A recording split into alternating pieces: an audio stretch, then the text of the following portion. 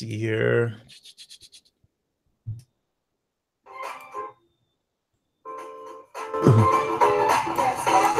Turn that down. Wow, we haven't even got started yet, and we already got a comment. Don't call me Danny. What's up? All right, just go here. Don't call me Danny. What's up? Oh shit! Oh shit!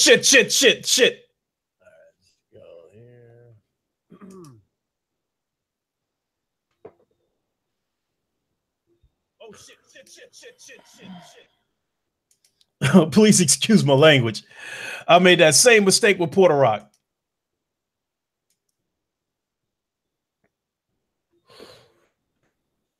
Uh-oh. Her and Jimmy alive. Figures though. Not surprised. Okay. So let's try this again. With the link went up, pretty much. I put the Google Hangouts link up there. Yeah. Yeah, so I had to go kill that tweet real quick. Yep, it happens. Okay. There we go. Now we can get underway. Oh, yo. What is good, YouTube? What is good, gamers? It is your boy Lincoln Clay coming at you. Let's all be one cohesive unit and smash that like button in unison. Make sure you hit that bell icon so you can stay notified when I put out new content. I would appreciate that as well. If you are a new subscriber, welcome to the channel. I hope you are enjoying the content. And welcome to a Tuesday edition of The Lincoln Show. I know we originally scheduled this for Friday, but there was an opening in both myself and my guest schedule. So we decided to run with it today. And so today, my guest is another one of my favorite YouTubers. I have a lot of them. He is definitely one of my favorite YouTubers. When I first started subbing to content creators last summer on YouTube, I think he was about the third or fourth person that I subbed to. He is very outspoken, and he will not hesitate to call out a corporate slave.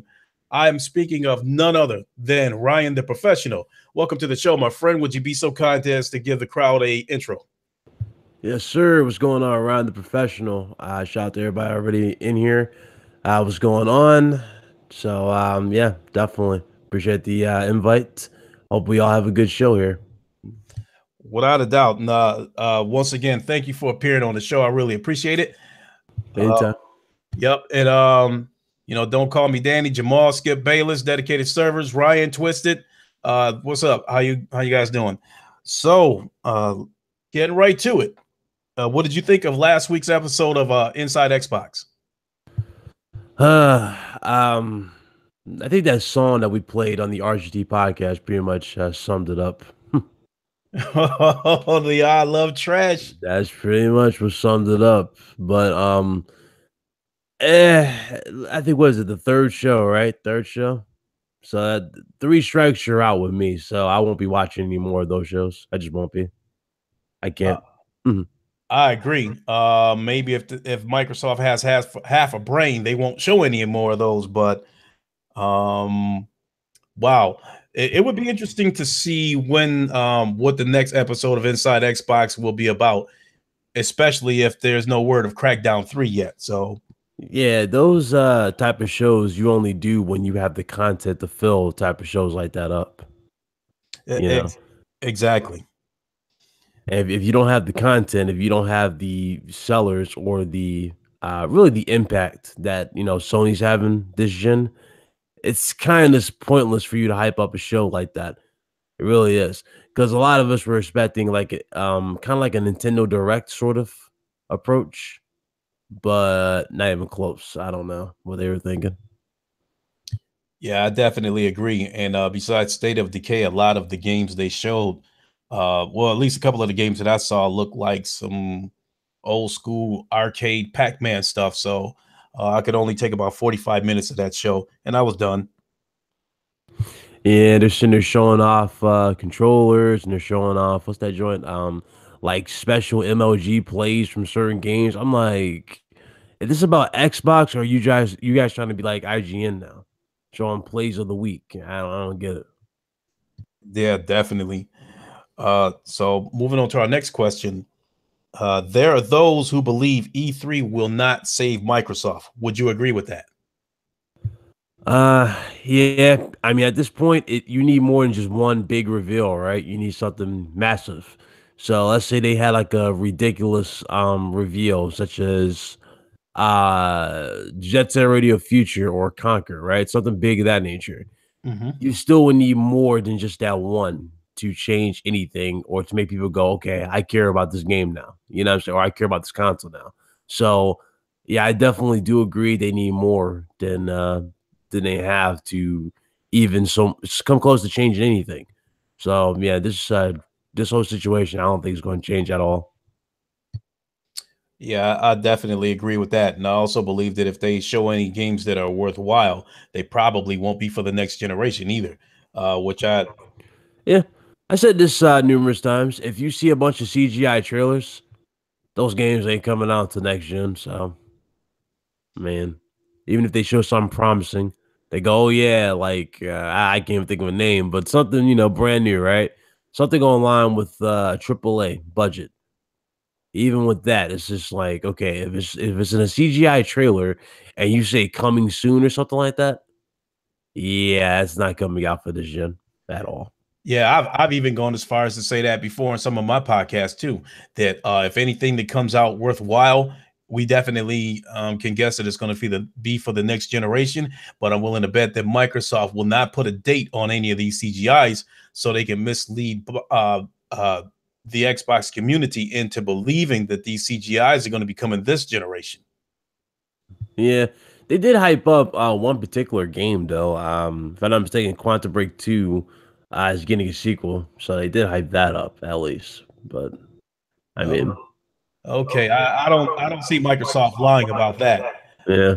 So with them bringing that back, I mean that's interesting. But question is, are they going like? It really depends on how they do Quantum Break 2, right? Are they going to gimp it? Like, are they going to remove the TV show and just go full fledged, all game sort of thing, or are they going to still keep the TV show and then try their best to fix the mistakes they did with the first installment. So it's gonna be interesting to see how they do the second installment. I definitely agree with that. But one thing we know that they won't try to do is they won't try to lie about Quantum Break 2 and try to say that it's going to come out this generation because nobody's that stupid. But something like this, something like the Fable that they brought back to life, I could see them possibly doing something like that, showing a trailer and at the end of it, as you said, coming soon to try to mislead people into believing that it's going to be coming this generation. Yeah. If anything, Microsoft would be smart not to even come close to say something like, "Okay, this is alpha footage." Right? No, none of these games are being alpha footage for the most part. Not even close to beta. You know what I'm saying? It's these early stages. These games are not ready. They're not close. No. So Microsoft is they're shoving all their chips to the center of the table with Game Pass. If it fails, could you not only see Microsoft getting out of the console business, but the gaming industry altogether? Well, with Game Pass, let's look at Game Pass for what it's worth. Game Pass was made to basically keep them relevant, right? It was made just to maximize their profits. So at that particular mind or this particular scale, it hasn't really failed on that regard. It's still giving them money, tons of money off of Game Pass. But if it does fail, they're already leaving the console market as we speak, right? They're already becoming what they want to become, and that's a software company. They got the controllers, they got the software on different platforms, and Game Pass is supposed to be their vehicle into doing that. It's already blown up with the price so far. So, all it takes is a flip of a switch and then bam, it will be on Nintendo Switch and PlayStation 4 and whatever. But if it does fail, let's say if it does fail and it doesn't do well at all on those other platforms, I do see them leaving pretty much because that is their last hoorah to stay in the console race at this point because they're not really making a big effort in terms of their own first party studios and they're not making a big effort in terms of their own hardware. So, yeah, I could see that being their last one. I definitely agree, and I think with this games as a service model that they're pushing towards, at least with the PC, at least with the PC landscape, I see them fighting an uphill battle with Atomic, Steam, and and other people looking to get into the games as a service business. So I think Microsoft's going to have their work cut out for them going in that direction. But I don't know, as far as them wanting to get Game Pass on all devices. I don't. I guess we'll have to wait and see how that plays out. See how long it takes for this plan to get in motion. Yeah, it all comes down to the almighty dollar when it comes to Microsoft. You know, saw how quickly all their games with the PC when once they saw those sales go up. So depends about that pretty much. You know, Microsoft's model this gen is okay. If our own fan base won't support the games, well, we know somebody who will. You know what I'm saying? And those games will be on those platforms eventually. So that's how they like to go about it now. Definitely. Um, I have one question. I've got some scripted questions, and one question just hit me that was not scripted. So I'll go ahead and ask this anyway. In the past, you said that the state of Xbox, with the brand not delivering quality content, you pretty much said before that the Xbox community did not support them by buying games or whatnot. Do you still feel that way? I mean, as you still see, majority of the games that are either shown from E3 or hyped up by Microsoft themselves, a vast majority of the Xbox quote unquote supporters act like cheerleaders, right? They'll hype it up, they'll advertise it, they'll make videos about it, they'll act like cheerleaders, right? Every single week, they'll hype it up saying that it's better than Jap Trash because it's made in America. They'll say something ridiculous that makes the developer, look dumb and makes the game look terrible. And they'll hype it up 24/7. They'll run with it, act like it's the greatest thing since sliced bread. And as soon as that game launches, right? They will not support that game at launch. They will not, give it the proper respect it deserves at launch. They don't want to buy it. So I would say that that's still going to happen at this rate because a lot of these dudes are like that. A lot of these dudes are like that. You have dudes hyping up pirate games and not buying them. Dudes hyped up Cuphead, which is a great game. I played that on PC. Cuphead's a great game. Cuphead only had 7% of people on Xbox actually beat it. See what I'm saying? Too many people in the Xbox community are busy hyping up stuff as opposed to actually playing them. And that right there is the reason why Microsoft is in the shape that they are now. It's because they don't have they really don't have the direction, not only for themselves, but for their fans. When something is good, usually the fan base will tell you that it's good by either supporting it with their money or voicing their opinion. And that's the problem with the Xbox community. They don't do that at all. Yeah, I definitely agree. And as far as the state of Microsoft being in the situation that it's in, with them not being supported uh, in terms of the community buying games, I originally agreed with that 100%. And I still do agree with that. But on the other hand, I do feel that they did support Microsoft in a sense by buying a ton of controllers. Yeah, and you notice how their direction is, though, right? Remember how it started off small with the controllers? Like it says, "Oh yeah, here's a few designs," and as soon as those sales for those controllers went up, what do you have now? You have your own create your controller section on Microsoft Store, right? See what I'm I- saying?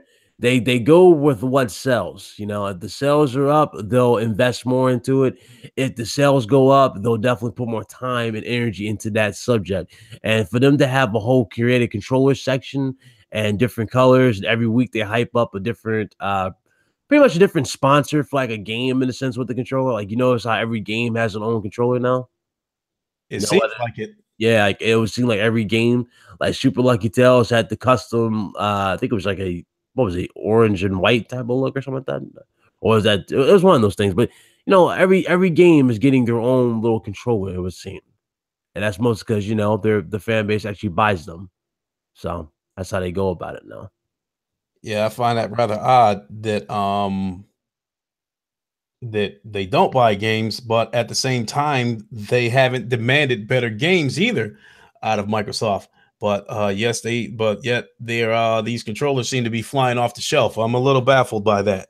Yeah, I mean, Xbox dudes this generation have pretty much become the new generation of PC gamers in a way. You know what I'm saying? A lot of them keep talking about RAM, they talk about performance, they talk about frame rates, right? All every day. They said that the Xbox can outperform this. It's on par with a $1,500 PC. It's media bias because y'all don't understand that this console is so powerful. And it's like, it's not. But if that's really what you want, if you want to run with that, then you are the next generation of PC. You're going to be on PC eventually. And for them to act like, oh, PC's too expensive, right? It's not too expensive. It's not too expensive. There's actually plenty of websites you can go to where it's like I forgot the name of one, but basically it lays down all the parts that you'll need for your PC, and it gives you all the cheap options and how to Okay. do it. And you can build your own PC from there. If you want like more of a premium style power supply, you know what I'm saying? Something that's like heavy duty for bigger graphics cards that can do 4K and whatnot. Then of course you can double down on those. But really those power supplies aren't really that expensive neither. They're not that expensive. Like the max I spend for mine, if I'm not mistaken, because I got an 850-watt power supply. Yeah. Um, for my 850-watt power supply, I think I spent like I think it was 200 for mine. I think it was like 200, if I'm not mistaken, like 200 for that. So that's not too bad at all. Uh, my graphics card was the only like that's pretty much the only thing that's going to be expensive in your rig. The most expensive thing is your graphics card. Yeah, which I noticed. I've watched a ton of videos before. Uh, because last year I was looking to build my own PC, and I've seen a ton of videos. And yeah, you're right. The graphics card was the stickler. But unfortunately, I wasn't able to build the PC because I ended up getting laid off from a job that I was with for 10 years, and I'm starting over. So I've been with a Oh, job for sorry to about hear that. Yeah, that it. sucks. It happens, but in some sense, it was a blessing in disguise because I had enough of that place, but never got up off my ass and left. I let them force me out the door with a layoff. But Yeah. I'm working a new job. I've been there for about 4 months, and it's going pretty good. So once I get settled in, then I'll revisit the possibility of building a computer later on this year or next year. And hopefully, these some of these graphics cards will go down a little bit because I heard they shot through the roof because Yeah, that of was the cryptocurrency. cryptocurrency. Yeah, people were pretty much manipulating the prices and whatnot. But yeah, no, there's a silver lining in life like that. You know what I'm saying? Like I tell people this all the time too, especially at the job I work at. Don't get stuck. You know what I'm saying? Just keep moving forward. If you're not happy, just keep your faith out on what you really want.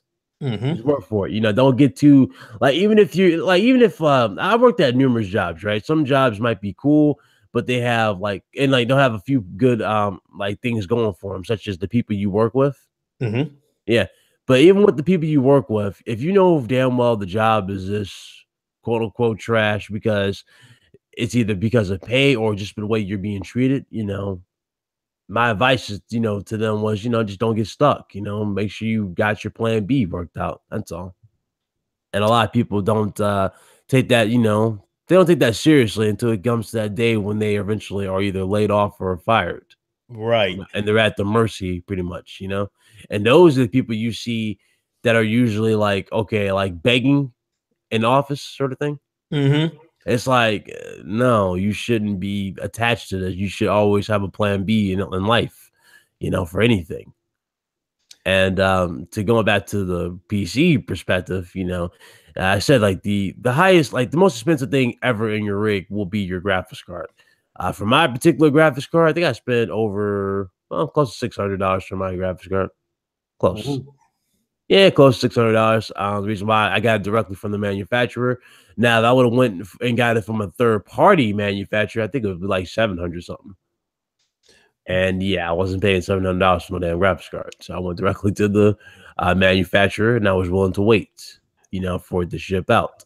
But so that would be the most expensive thing in your rig is your graphics card. Now, the beauty about PC gaming is that it will tell you on the fine print the maximum output resolution that it can push out and whatnot. It tells you all that, so you know what you're getting out the box. You can't really, but you don't really know what you're getting for these consoles now. They can say true 4K all they want, and you won't really get true 4K. So with that being said, will your rig, once it's done, will you be able to hit through 4K, 4K 60? Oh, it can do 4K 60. It can do 1440. It can do all that pretty much. Any frame I want, I can get out of the rig now. I got the new CPU, which can handle all that. The only thing I'm missing is the SSD and the RAM. That's it. Oh, okay, that's pretty cool. I got a little bit of an echo on your end also too. Oh, do you? Oh yeah, well, it went in and out, So, so now this next question here. Sound good enough? Yeah, I think we good. Okay. I mean, it's still there, but it's not affecting the stream. Not affecting the stream? No, not to me. Not okay. Now the echo's gone. So Yeah, I turned it all the way down my sequencer. okay, cool. Uh, I seem to notice two narratives coming from one group. One being that Sony is anti-consumer because Spider-Man is exclusive to their console, but yet their other narrative is threatening to leave Xbox if they don't show any compelling exclusives at E3. Have you noticed an oxymoron of that sort? Yeah, it pretty much puts in perspective that a lot of these dudes who talk trash about these games on Xbox, they know damn well they want to play them. Remember how they'll say this Jap trash? They'll say something derogatory. They'll say like, if you like this game, you're quote unquote either schizophrenic or you're a pedophile or something like that. Yeah, these dudes want to play these games. They know these games are great. They know these games are the future, and these games are what you truly buy a console for. You want that cinematic, crazy experience, right? And that's what PlayStation's known for. So they knew like damn well they wanted that for Xbox. But the problem is they just don't want to demand better. So for them to sit there and be I wouldn't say jealous, right? Nah, I would say selfish with their own selves to the point where they don't want to demand more and instead they want to just belittle it. That's just karma at this point. Them saying, "Oh, this game should be on Xbox." Well, you knew months and months prior that the game was never coming to Xbox, so you should already had your plan B, like I said earlier. For a way to play it, whether it be on PC or whatever. If it was on PC, as far as them saying, we're done if they don't deliver at E3, honestly, that's kind of been long overdue, right? That's been long overdue. Every single year, it seems they've always been underwhelming when it comes to these shows. They hyped up the Xbox One X. We were expecting so much. I know you were expecting a lot, weren't you not? You were expecting a lot of games at that reveal.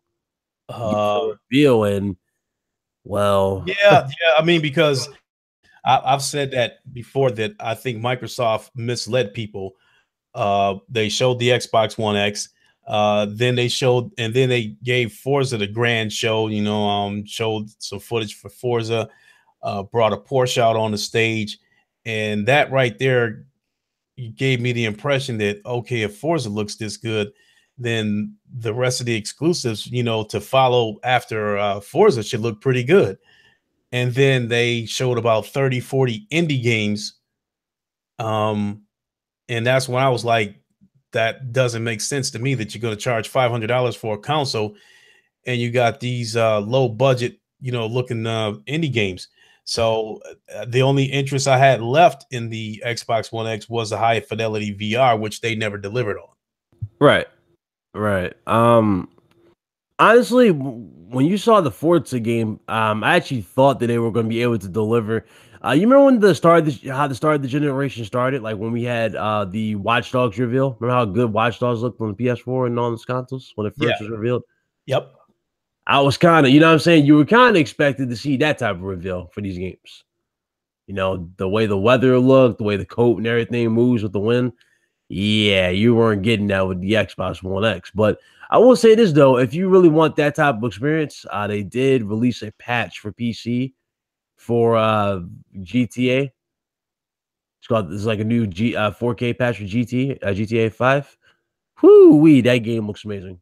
It looks exactly Oh, like that. really? Yeah, it's a new patch, new GTA 5 patch, and oh shit. Phew. I'm not sure if it was a mod. I think it is either a mod or a patch, but I know for a fact it's one of those two. And the game looks stunning. It really is. The way the water looks and everything, the weather, everything, it just looks wow. Is that patch in 4K also? Yes, sir. True 4K. Wow. Now you're making me jealous that I do not have a PC right about now, at least not a gaming PC. Oh yeah, well you'll have one in the future. At this rate, I mean, everybody's gonna have a gaming PC at this rate. Mhm. Definitely. So, State of Decay 2 marks the third straight release from Microsoft that was plagued with bugs. Yeah, I should have on my screen too, a little bit. Wow, it's actually raining outside too, though. From my end. I've never had this happen before. Let me so I'm closing that window and then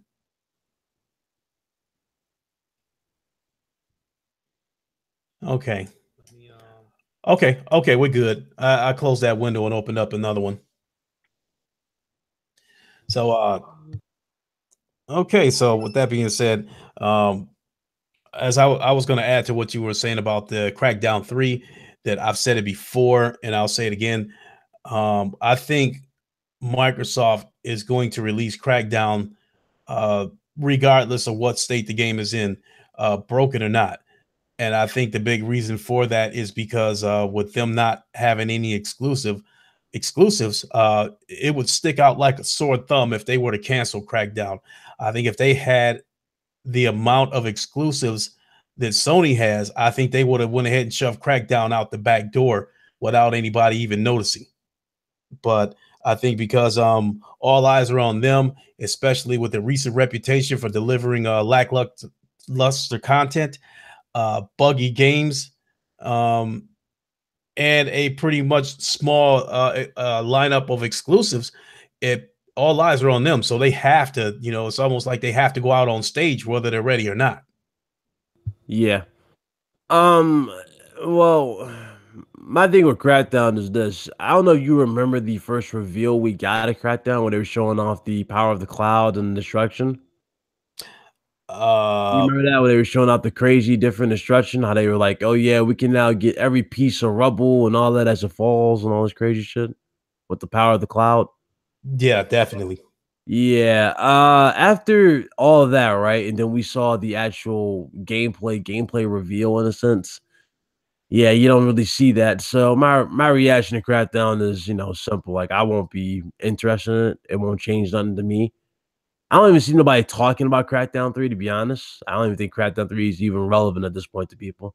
Like, it's not as on a level as something like Scalebound is. Remember Scalebound? Yeah. Well, I never saw Scalebound, but I know about the waves that it created once it was canceled. Yeah, if you don't remember Scalebound, it was basically like I think you saw it, you just don't remember which game it was, but it was basically that game where it was kind of similar to you remember Lair for the PlayStation 3? Remember Lair? It had a lot of No. elements of Lair. It was kind of like a dude on the dragon, and he was like using the dragon to fight and whatnot. Yeah, Okay.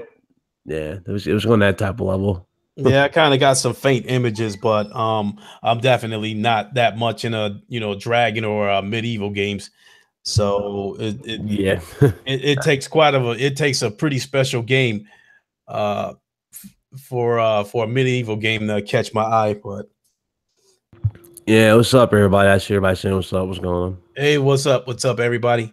Jamal, what's going on? So since the Xbox One X was revealed at last year's E3, Microsoft has released Cuphead, Super Lucky's Tale, Forza 7, PUBG, Sea of Thieves, and now State of Decay 2.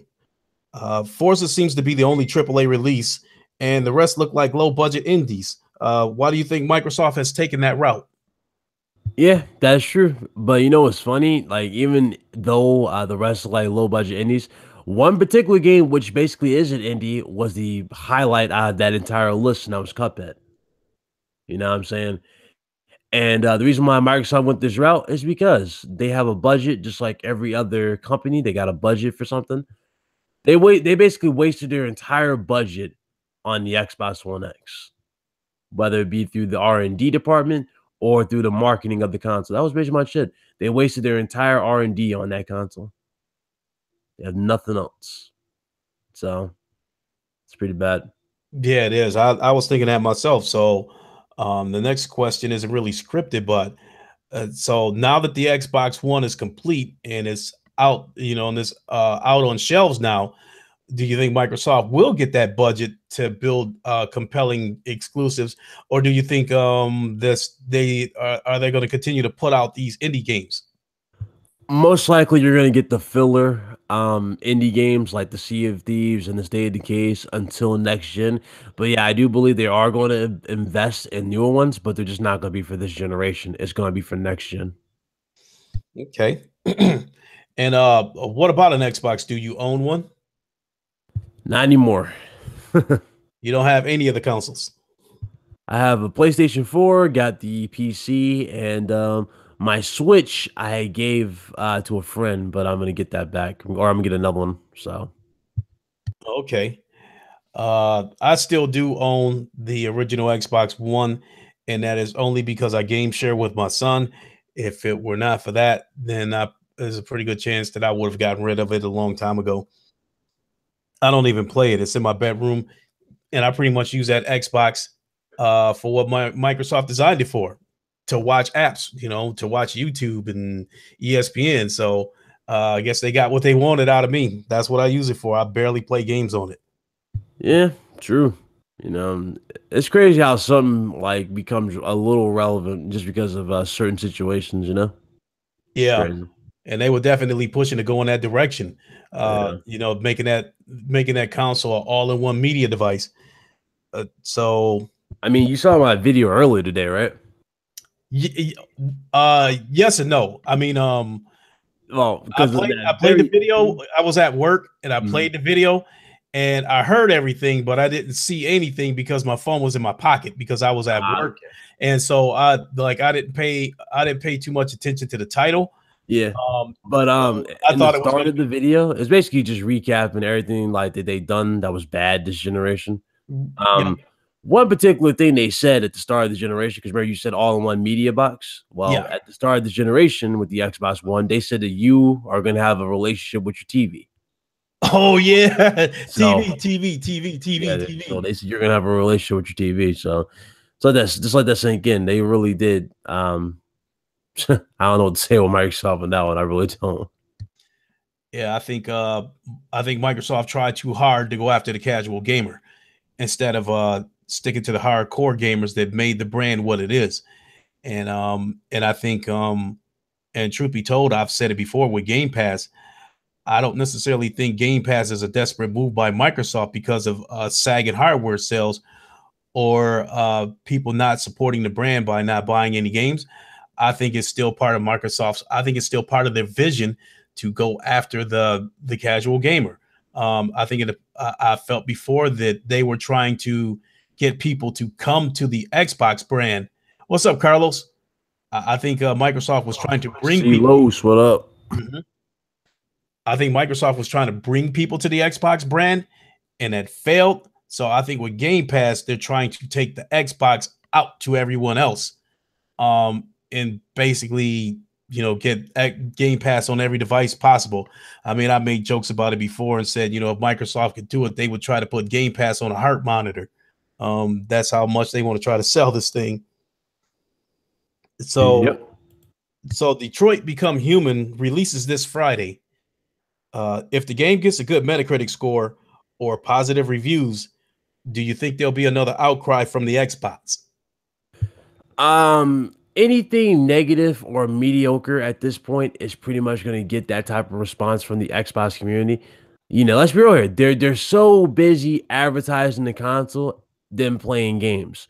Majority of them are acting like salesmen, as if they work in the board or as if they're part of the board of directors for Microsoft, right? They act like they have to quote unquote hype it up and advertise it on their channels. So really, it's going to be the same thing regardless. You know what I'm saying? It's going to be the same thing. Mm-hmm. Yeah, I'm expecting something. I'm just wondering what the narrative is going to be this time. Is it anti-consumer? Is it a bad game because it doesn't have a jump button? I'm waiting to see what happens with it. Yeah, I mean anything like negative, like for example, remember how they said these games are trash, right? Because they're not on their platform. but the moment they come to their platform, they hype them up like they're great. Yeah, Pretty much everything in the Xbox community, it's like opposite day for the Xbox community. When they say they hate something, they love something. They really want to play it. You know, when they say that you don't need third party games, they're lying through their teeth. You do need third party games. They're basically saying that these dudes, you know, they find anything to latch on to. And that's the reason why we're in this situation. So they find anything. definitely. I mean, they did a backflip over Hellblade coming to the Xbox brand, but I don't think they supported it. I don't think the Yeah, game did very well on the Xbox. they hyped it Uh, up. They said it was trash left and right, right? They said it was garbage. And then here they go hyping it like, oh my God, it's finally coming to the Xbox. Haha, experience true 4K. You know what I'm saying? right. Same thing with No Man's Sky. I mean, and you know, an Xbox, inside Xbox, you know, they did a segment on No Man's Sky as if it was some kind of exclusive to the Xbox. Uh I was dumbstruck by that. Yeah, it's crazy. Hmm. So I understand that you get attacked a lot in your comments. Does it happen every day or just whenever you touch on certain subjects?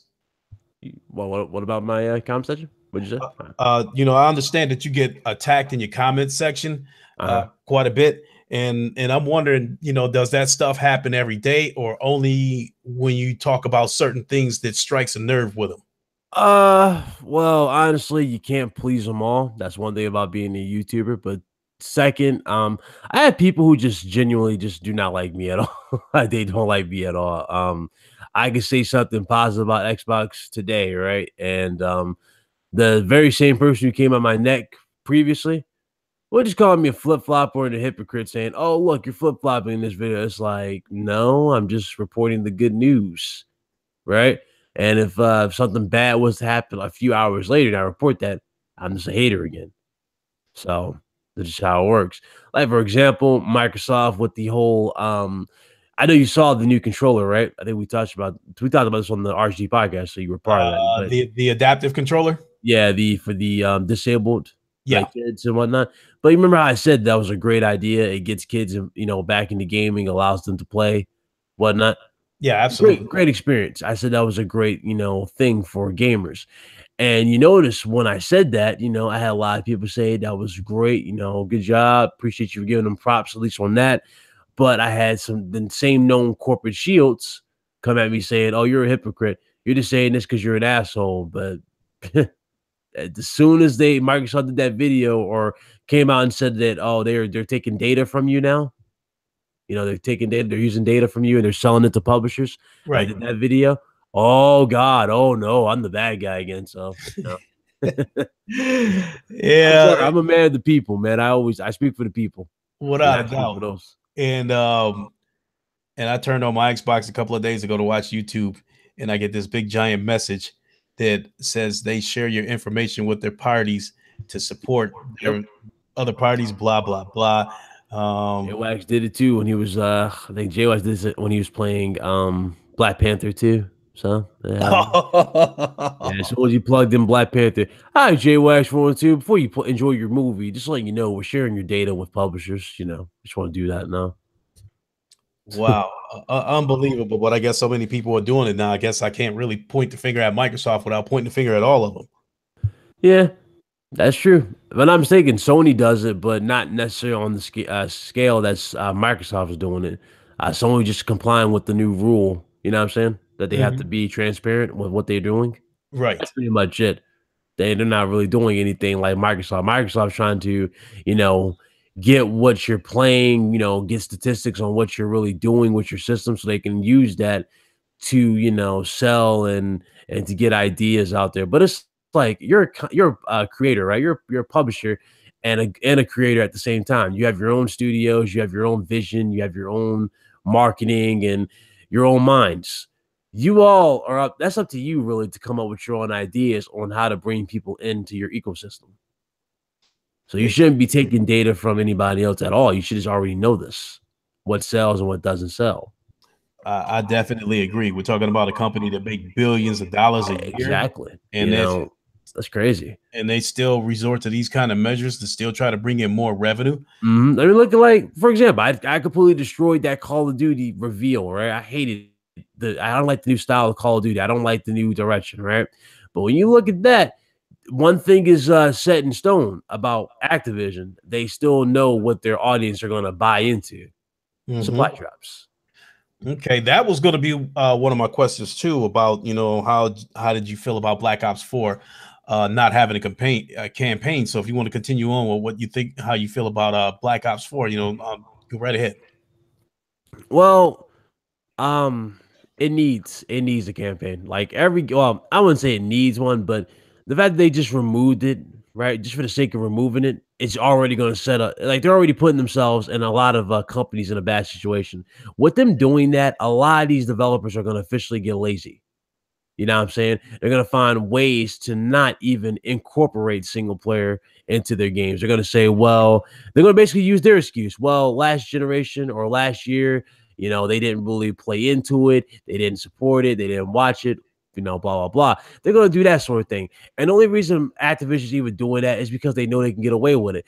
Notice how they can rip off every particular game that is like a trend now and get away with it. And basically their audience will say, well, they were making it at the same time as they were making it. And it's like, no, they were not. For example, when Titanfall was first shown off, you didn't see anything for Call of Duty until a year later. Did you not?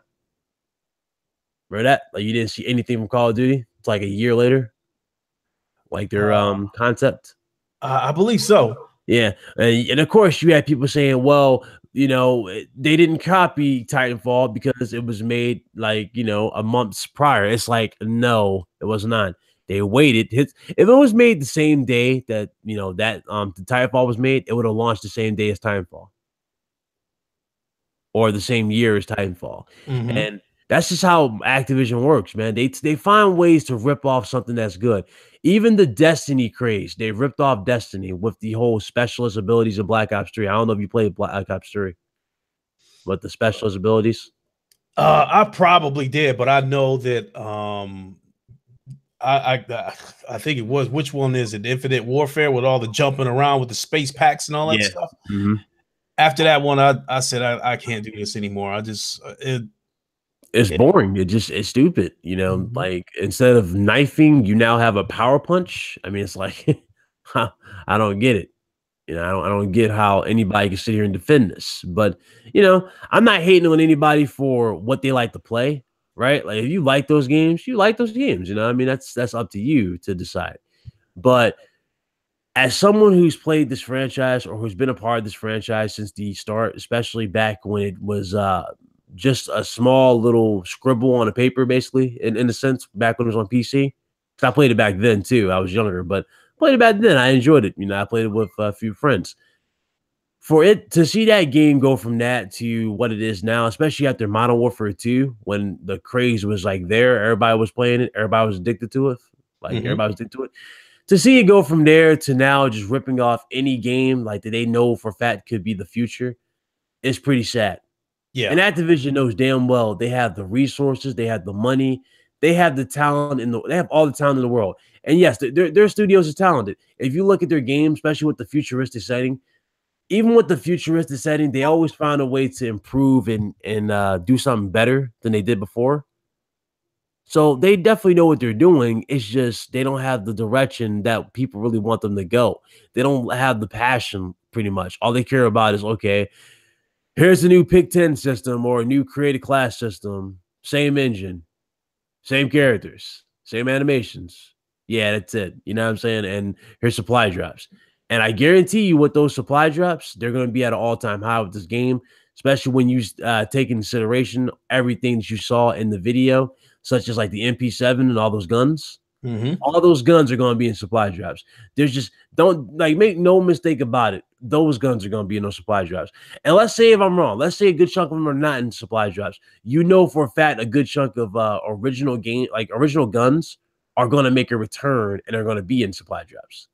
Like the MP40 might make a return again and be in supply drops, and a lot of other stuff is going to be in there. So definitely. Yeah, no doubt.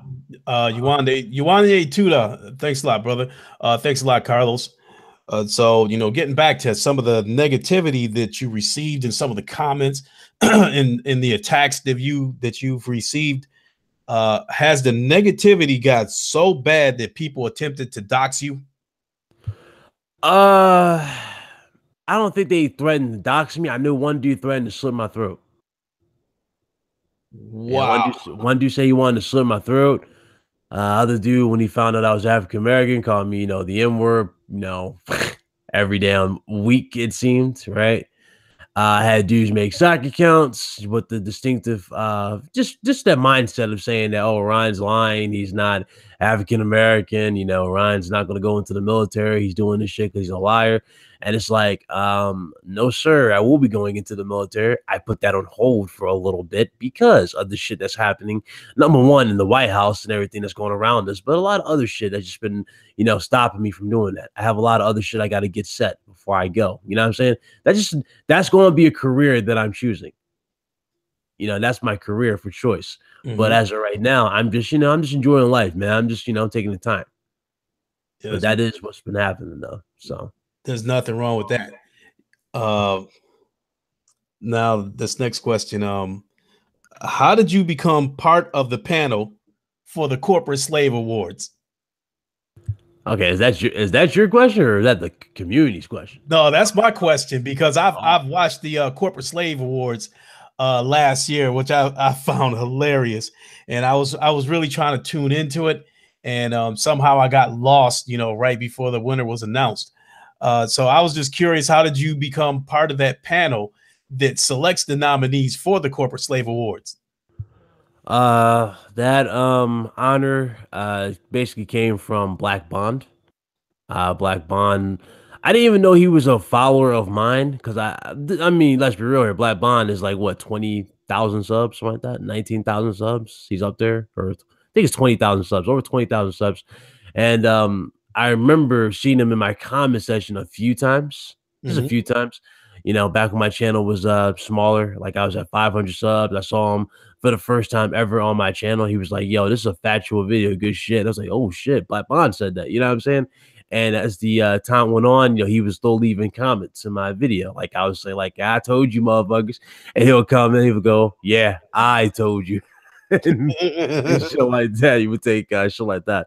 And it was around that time when I officially announced that I was going to be on Twitter. When I announced that I was going to be on Twitter and I created my Twitter and I started advertising my Twitter, I followed him on Twitter. I immediately got followed back. So that's when I pretty much got welcomed with open arms, not only into his circle, but to a lot of other people's. A lot more people were who were fans of me that I didn't even know who were fans of me. Like Jimmy B Gaming was a fan of the channel, and I didn't know he was synonymous with my show or anything that I did. And he was like, "Yeah, yeah, you got a nice little thing going on, man. I've been watching for quite some time." I'm like, "Oh wow, appreciate it." And the reason why I was on the panel, Bond basically tweeted that out. He was tweeting out, I know you know who the Great Exposure is, right?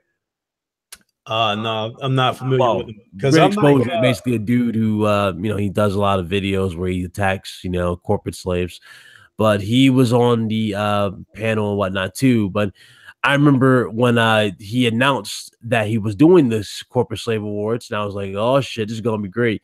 As soon as I said this is gonna be great, I got hit with a message in the very same thread that he said, "Yo, you should be on the panel." And everybody started thumbing up, like, "Yes, get Ryan on the panel." I was like, "Oh shit, yeah, oh yeah, I'll be down for that." And that's when he put the tweet out, and everybody was like, "Oh shit, Ryan's a panelist." I'm like, "Yep, I'm a panelist." So that's what pretty much led to that.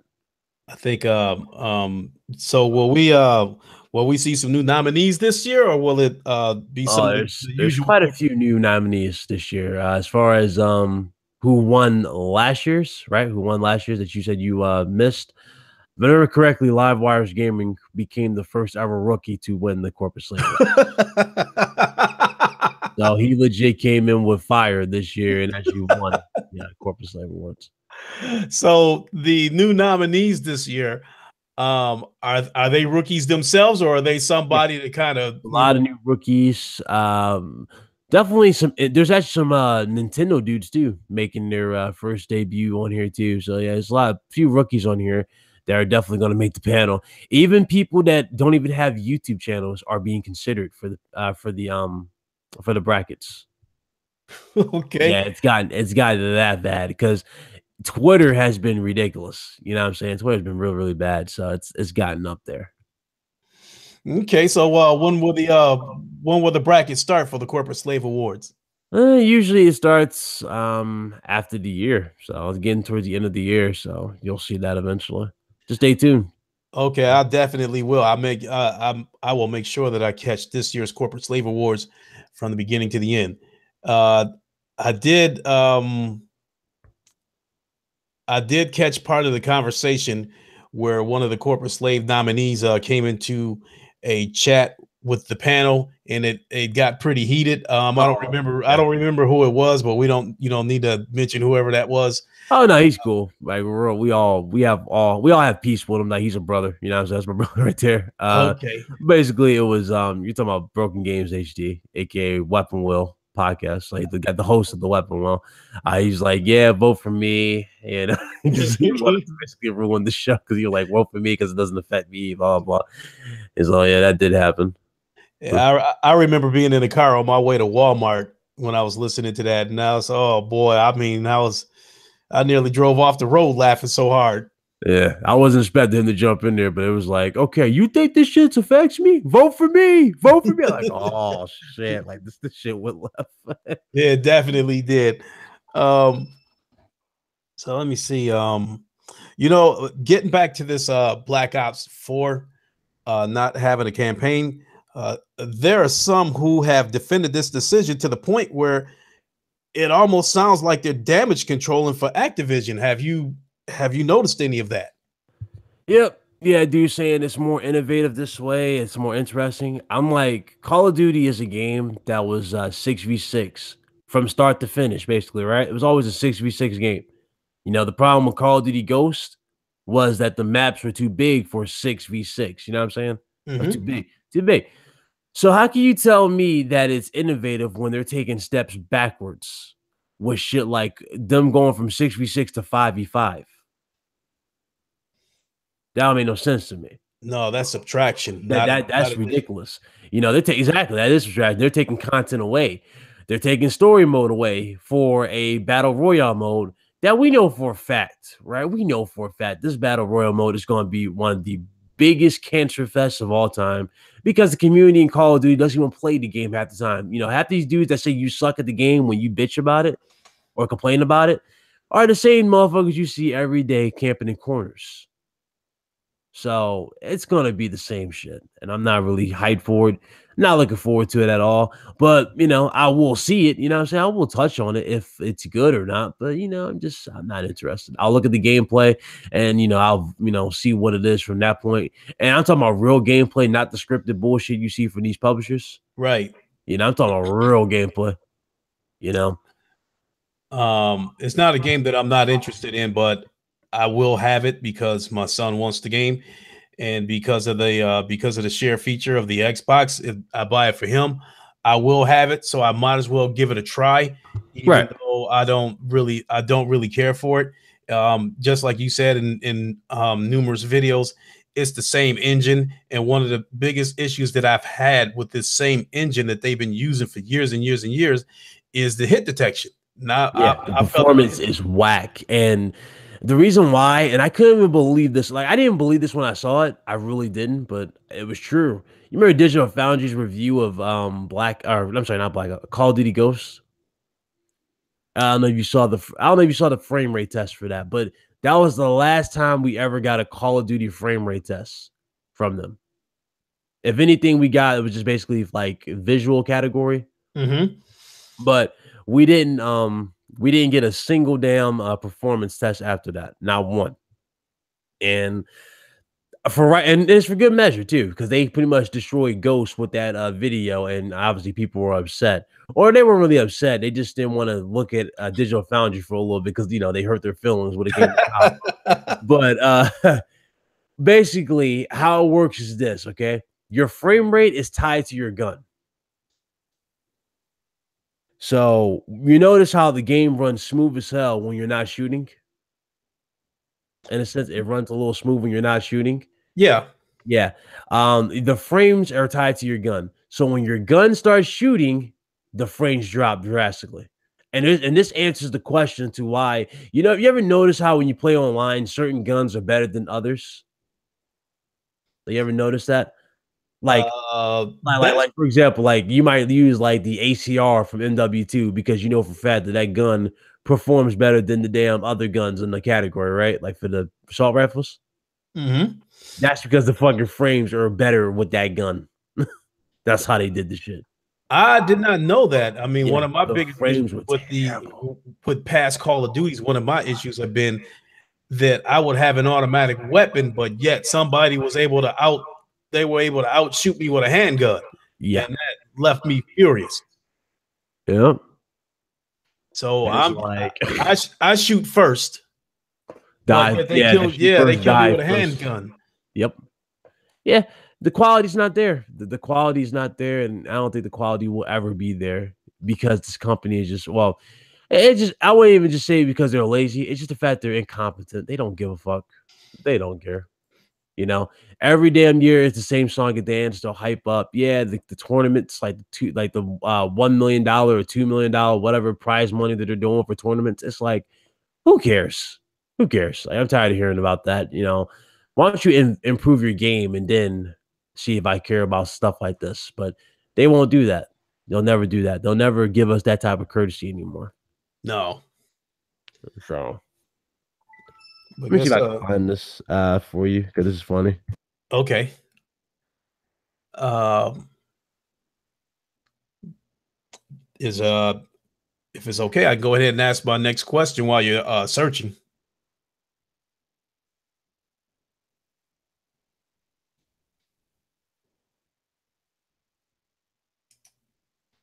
Okay. You still with me? Yeah, I'm here. I'm just one second. What you saying, Clay? Okay, I was gonna say whatever it was you were searching for. Um,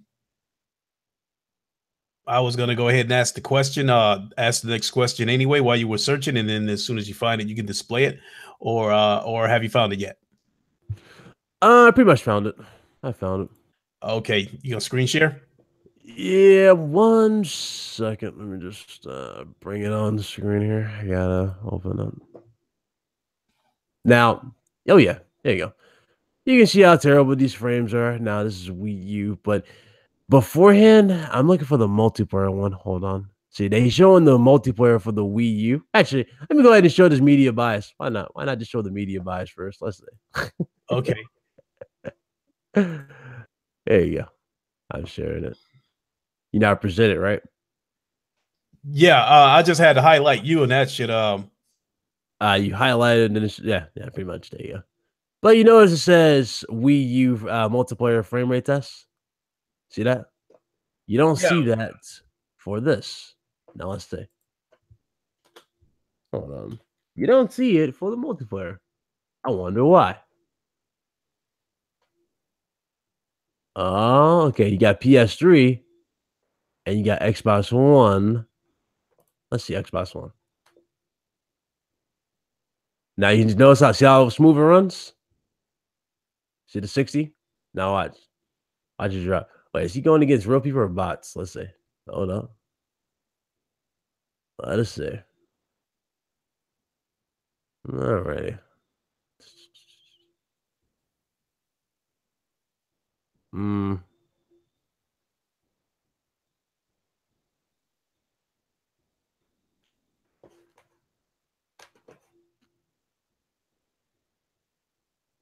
Okay, I'm not sure if this was optimized. I don't know. Unless that was an optimization problem. I don't know if they got. They didn't seem to show much anyway. I mean, Yeah, I don't get it. It's like showing, whatever. In a sense. mm-hmm. Hold on, it's failing that part. All right. I think I know that. Okay. So, but I get what you're saying about that though.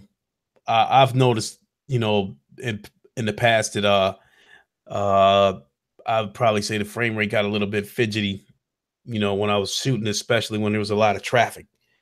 Um, Yeah, that wasn't a really good comparison. Ghost is like, yeah, I don't know. Ghost is like all over the fucking place. I'm looking for that. I'm looking for that one particular fucking game. You'll see it though. Most likely we'll get it with this one. Mm-hmm. And this one's what, but you're gonna see they toned it down though. Like you notice that there's less textures and it's 5v5. So, oh boy, that's gonna be interesting. Yeah, I definitely don't get that. 5v5 is basically search and destroy level of people. Mm-hmm.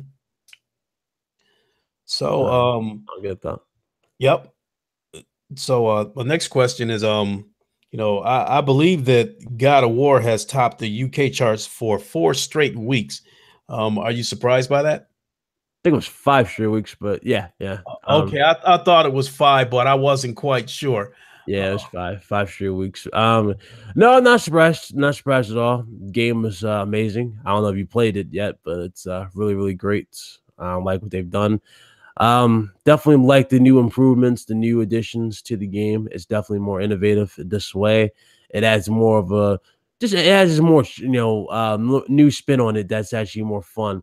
I like the new additions to the game, like especially the inclusion of the Valkyries. The Mhm, Valkyries are really cool too. So I do like mhm. what they've done there. This is actually my first time that I've played a God of War game. I haven't played any of the previous God of War games, and then as far as this one goes, I'm about halfway through it. Um, I wanted to have it finished. I wanted to have it finished before Detroit Become Human comes out, but Right. work and actually YouTube is taking up a lot of my time. Uh, so I don't know. It might be a while before I finish it, but hey, that's the beauty of it. It's there, when I'm ready for it. So Mm-hmm. Yeah, work definitely affects a lot of things, man. without a doubt, with me working 6 days a week, and I've said that on numerous occasions, 6 days a week, putting in a lot of time on YouTube, and then Being and able to then with game, yeah. You lose that gray area of being able to game. right. And it's only going to get tighter, once I get back into the gym. I was supposed to start back yesterday, but I was just too tired. My job wears me out. So we'll be starting tomorrow. So, that's going to tighten things up even more, but I'll find a way to make it work. Yeah, you trying to do that Hulk routine. I see. I lost a little bit of size because I was on a diet, Hmm. and I hadn't worked out, in almost a month. And because for one thing, I've been dealing with a shoulder injury. I hurt my shoulder a couple of months ago, and Yeah. it's just now getting it's just now gotten good enough that I think I can finally go out and test it. You heard it in lifting? No, you wouldn't believe how I think I heard it. I think I heard it playing Knockout League Oh wow. on the PlayStation VR. Oh Um, wow. what I found out about that game is when you're fighting in that game, I think it's about the volume of punches. And I was just throwing wild haymakers, thinking it was all about the power punches, trying to take the opponents out with one punch. So I'm throwing these giant haymakers from my ankles, trying to tear their head off with it. And I think I threw my shoulder out. Right. So Oh. so for those who go off and play that game, no need to throw those wild bricks. Just keep your punches short and simple, because it's about volume and not power. So, little FYI. So I only got a couple of questions left, and one of them is so the big news today is according to Sony, the PS4 is nearing the end of its life cycle. Do you think that's a sign that Sony could possibly release the PS5 in 2019 while still showing strong support for the PS4? Well, it could be because they did say, that's why I did that video on. I know you remember, I don't know if you saw that, but basically they confirmed that it will not be at this year's E3, which is 2018.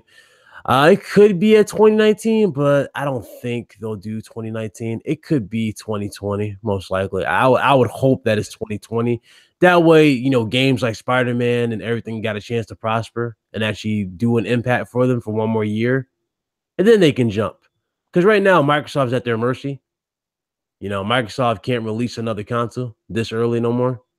No. So they're actually in. It's not but space and opportunity for them right now. So when Sony eventually drops their console, then that'll be the green light for Microsoft to actually jump and release theirs. But Microsoft, yeah, they're not at that point where they can release another one. Like people will be too bitter at this point. I So believe it, but at the same time, I've said that in previous podcasts, and I actually wouldn't be surprised if Microsoft uh, were to release a console in 2019 because, for all intents and purposes, the Xbox One is a failure, yeah, uh, and part of me feel like they might just go ahead and wash their hands with this console. I hope you're ready to be called a hater, but yeah. Yeah, I've said that before, and I won't and I won't hesitate to say it again. It's a failure. This console's not selling. They are not producing any exclusives for it, which is also detrimental to the sales.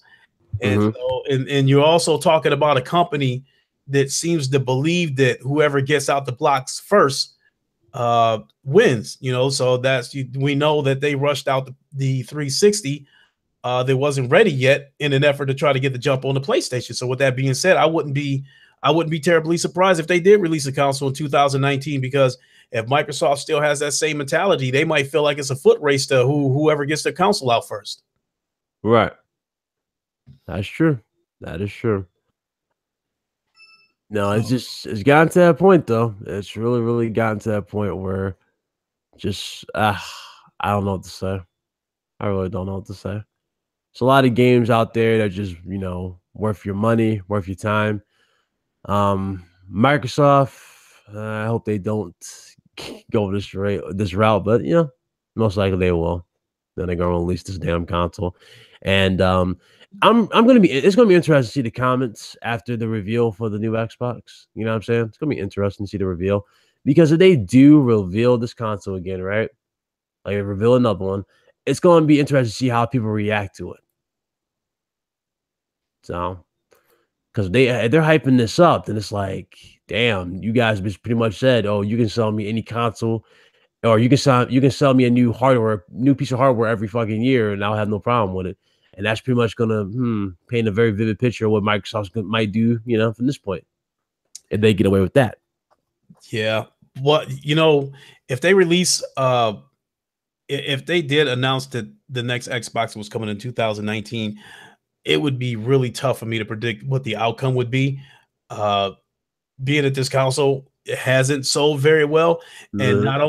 not only has the console not sold very well, slowly but surely I'm seeing on YouTube that people are getting rid of their Xbox One X's.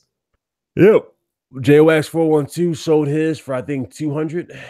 Oh, he took a hit then. Yeah, nah. Well, man, He was you're wanting lucky to three. get He was you're wanting lucky to get 350 for it. more than that because GameStop, the highest you can get for a damn Xbox One X at GameStop is like $80.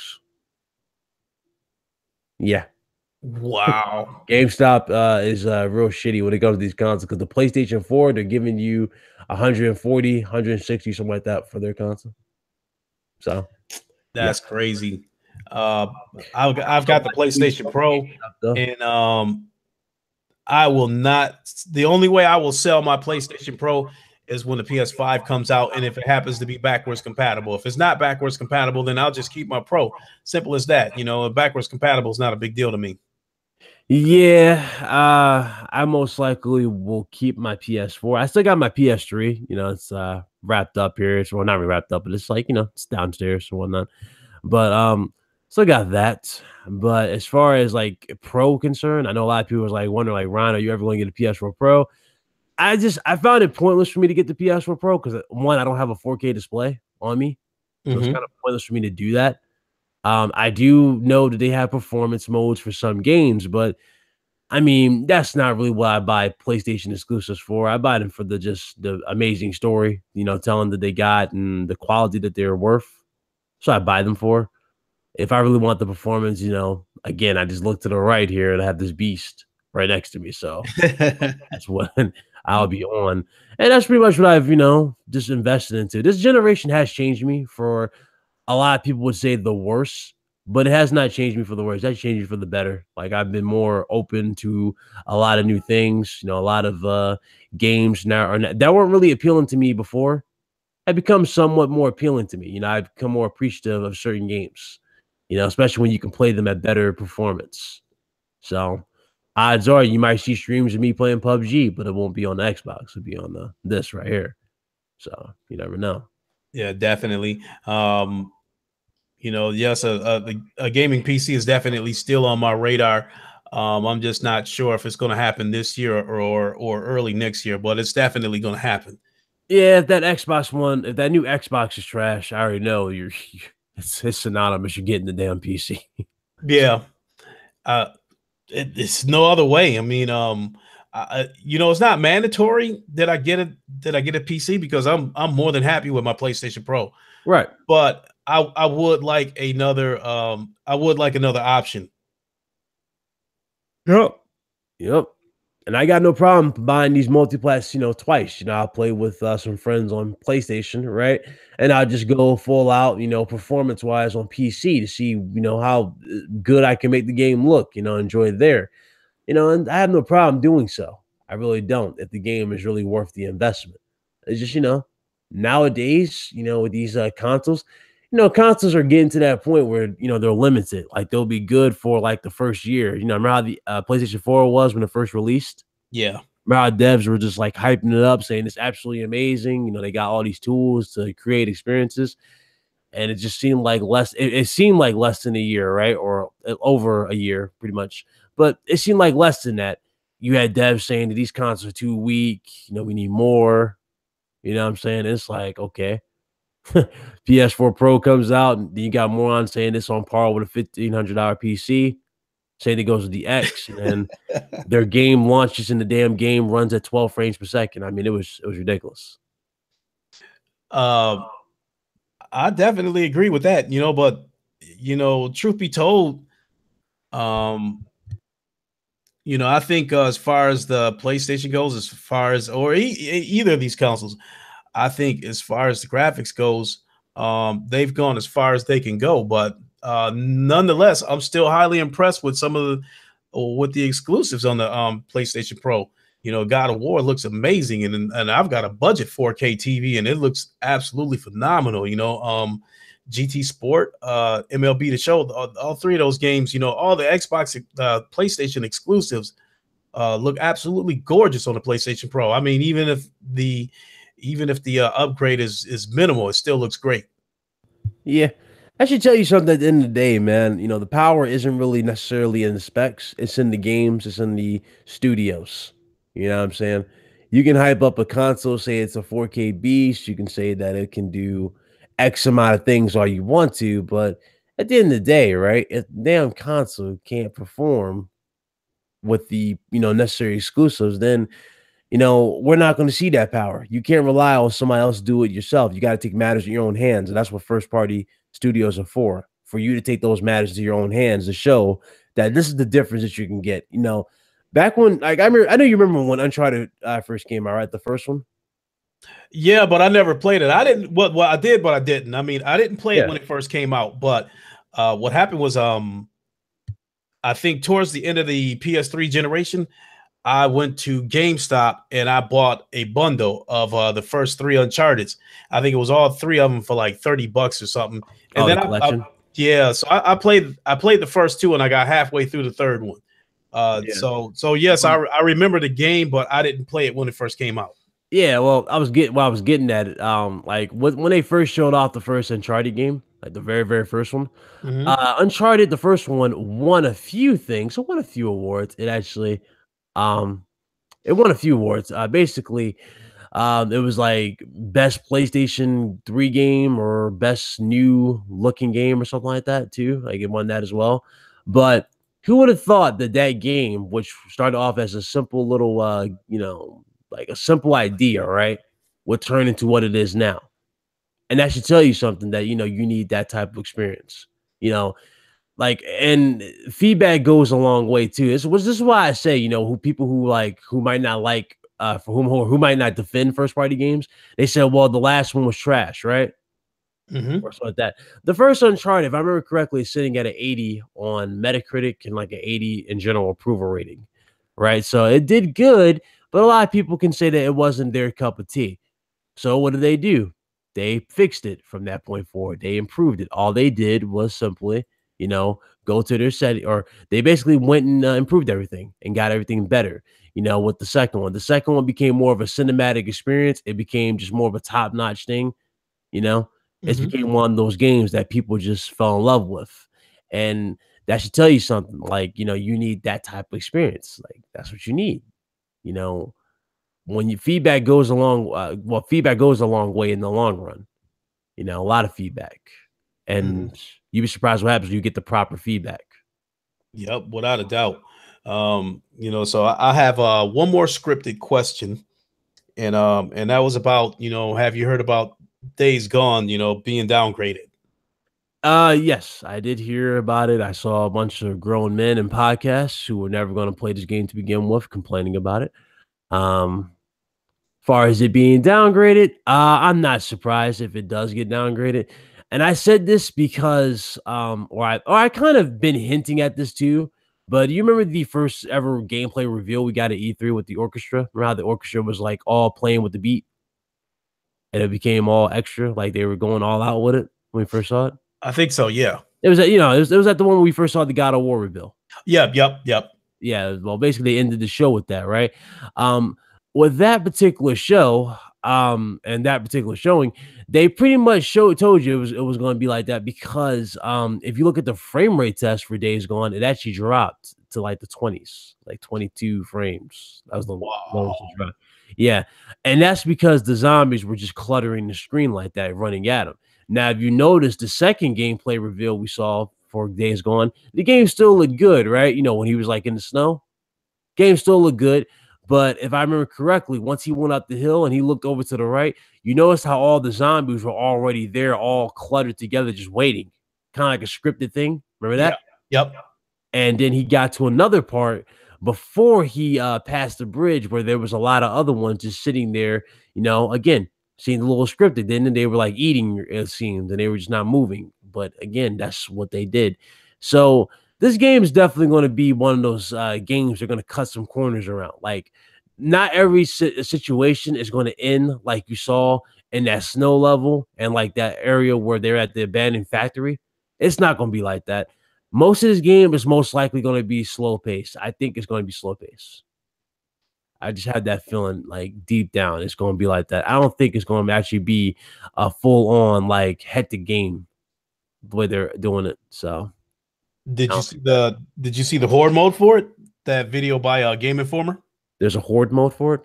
Yes, and I watched that video by Game Informer, and it's not your horde mode like a Gears of War where they're coming, or like we're only one or two locusts is coming at you and they're just casually walking at you. So it's like a No, bunch, like 10 at a time or something like that. it's exactly like the gameplay that you saw on the original trailers. Ah. Basically, there was a bunch of zombies in a pit, and like you said, they were eating. And you start the horde mode off by tossing something into that pit, whether it's a Molotov cocktail Mm-hmm. or a grenade or something like that. Once you do that, they come rushing out of that pit and come after you. Oh, I'm There's gonna have to check that nothing, out. there's nothing you can hide behind. They come after you from every angle. They climb over cars and everything to get after you. Right, you just gotta So survive, basically. yeah, so you're constantly on a move. You can't try to sit somewhere and camp and try to pick them off as they're coming Mhm. forward. You have to constantly move, and you have to use the environment to help you too, blowing up gas cans and amongst other things. So that I absolutely love that horde mode. Oh, yeah, Um, definitely. so That's great. I would Another game definitely that can say check benefit that from out. horde mode, if it's true, like, if that game actually comes back to, to fruition, but I know you remember the Order 1886, right? Yeah, yep, I have that game. I wouldn't mind having a horde mode for that, right? Like, you're going against werewolves, vampires. I think that game's a hidden gem. Oh, yeah, it had a lot going on for it. It had a great story, had a lot going for it. I like the twist, what I'm saying? Nice little twist in it, so hmm definitely in there. Definitely. I'm pecking away at that game a little bit at a time, but one thing about that game is it's one of the first generation games. Mhm. Um it was one of the first exclusives this for Sony this generation. And even though that game's a few years old and it's a Right. 1080p, it still looks better than any exclusive that Microsoft has currently, maybe with the exception of Forza. Yeah, I mean, that whole situation with the elder, right? They're called elders, but they're basically called lichens. I mean, they're basically lichens to us, but they're called elders in the game. You know, the Yeah. ones that actually talk, the big werewolves that talk and are more menacing, more mature, I guess you can say. Hmm. Um, that whole situation, that whole set piece where he starts changing, you saw the clothes rip, and you see his shoulder pop out of place and the fur start like protruding from his skin. Yeah. Like that right there, still to this day, is something that I'm blown away that we're able to do with consoles now, but I'm also like a little like, damn, like if they can do that with this game, then damn, the sequels could be even more amazing. Because especially if they got some more and better powerful hardware to go with, they can just add some more to that. You know what I'm saying, and make it more refined. And it's just like, damn, like, Yeah, and imagine what it could look like if it comes out for the PS5. yep, definitely. It would definitely be a day one purchase for me. So I'm all out of questions. So, is there anything you'd like to add? I guess E3. What do you expect to see? What are you expecting? Uh, I think with Sony, I'll start with Sony. The four games that they're going to feature, no big deal. You know, I really didn't expect a lot from Sony anyway. Not because they don't have it, but because they don't need to. Mhm. A lot of people have spoken about Sony getting complacent or going into cruise control because Microsoft isn't competitive right now. But Right. truth of the matter is, unless you're a hardcore gamer that plays games nonstop, like somebody like Sick Humor, where he did like a 10-hour marathon where he streamed himself playing the entire God of War game all the way through. Mhm. Unless you're a person like that, chances are you're not going to be able to finish all these exclusives that Sony's coming out with before the generation's over anyway. Yeah, unless Uh, you got them day one and you were already like up to date with them, then yeah. right. So it's definitely going to happen to me. There's definitely going to be a backlog that's going to carry into the next generation. There's going to be a lot of games. I have about 150 games on my PlayStation right now, and I think I probably only completed, from front to back, maybe 5 or 6 of them. Mm, Because I jump around all over the place. I actually got a bad habit of not finishing games. I'm a hardcore gamer in the sense that I play every day, but I'm not a hardcore gamer in the sense that I don't finish a lot of stuff. right. So but I was getting off the tracks a little bit, but because of that situation, I wasn't really expecting much out of Sony because they don't really need to show me much. They already, got a ton of exclusives. Microsoft, on the other hand, I needed, not only do I need to see compelling exclusives, Mhm. I want a window of when they can expect these games.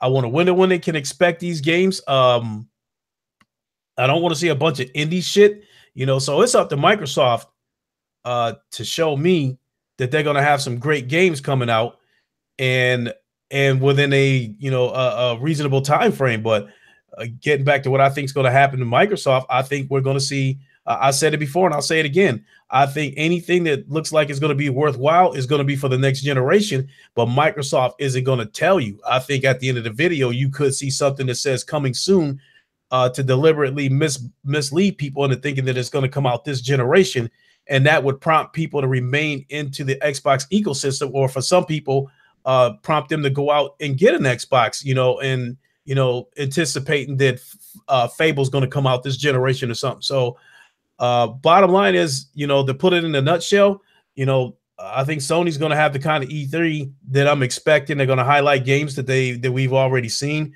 I definitely want to see what they have planned for PlayStation VR. But in the case of Microsoft, I'm sorry, they built up that kind of reputation that I'm waiting to see what kind of fuckery they're going to pull. Right. Yeah, it's another video I gotta upload too because they're talking about a new IP possibly being shown here too. So interesting to say here, at least. Definitely looking forward to the show though. We're getting close. We're getting close, man. Getting real close to the show. Absolutely. Did you not say that you were planning on doing a live reaction for E3? Yeah, I'll be streaming the event live on the channel. I'll be definitely doing that. Okay, I will definitely make sure I check that out because if it's trash, I want to see what your reaction is. I'd probably say people like you and Jay Wags. I'd love to see a reaction stream, a live reaction. I can only imagine what Jay Wags would do if it turns out to be trash. Knowing J Wags, she'll throw that damn elite control in the wall and break it. So Exactly. Uh, so with that being said, I think we can go ahead and wrap this up. Not only that, I've got a link from the Titanfall Princess. So I'm going to go join her podcast once we wrap this up. And then from there, I have to join the Roundtable podcast. So I'm like, doing, triple work today. so they're triple committing. Oh, okay. Yeah, no doubt about that. But uh, to the viewers that watch this podcast, I definitely want to thank everyone who watched. Thanks for filling up the comment section. Thank you for the likes. And I also want to let everybody know that everybody in the comment section, you all got a treat because I've done 3 shows within 1 week with high caliber YouTubers with Jay Wags, Porter Rock 77, and now Ryan the Professional. All shout out to all 3 of these gentlemen, and they've all come on and put on a great show. And I can't thank you enough, along with Jay Wags and Porter Rock for coming on the show. It was an honor to have you on the show. Yeah, absolutely. Anytime, man. I think if I'm not mistaken, we'll be live Friday. So, if you want to swing by the RGT anytime, man, doors always open. So Okay, I definitely appreciate it. I think other than our roundtable podcast that we usually do, usually about 9 or 10 o'clock Eastern time in the we're evening. gonna be doing it a lot early this particular week because we have a special guest joining us. Okay, so I don't. Other than that, I don't have any streams planned on Friday, so I will definitely jump in there. Alrighty, definitely. So also, Andre 6K, thank you, Ryan. Also, as I usually ask, everybody that's been on the Lincoln Show, um, has put on a great show. They are definitely intelligent. They have a lot of great insight on what's going on with the industry, and and you, like the rest of them, I'd like to ask you to come back, to the Lincoln Show again at a later date. Oh yeah, definitely, absolutely, definitely. I definitely appreciate it. And again, everybody, thanks for watching. And to keep you updated on my next move on the Lincoln Show, either tonight or tomorrow, I plan on reaching out to Foxy Games UK, so we can see if we can set up a date for a Lincoln Show with him.